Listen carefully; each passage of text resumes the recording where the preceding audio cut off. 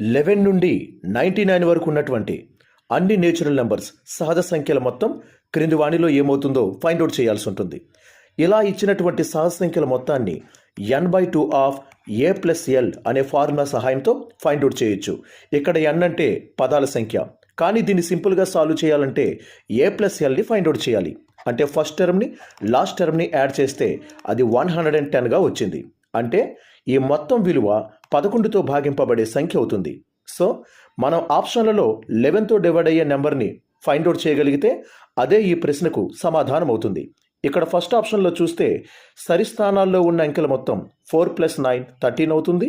బేసి స్థానాల్లో ఉన్న అంకెల మొత్తం 8 + 5 13 అవుతుంది.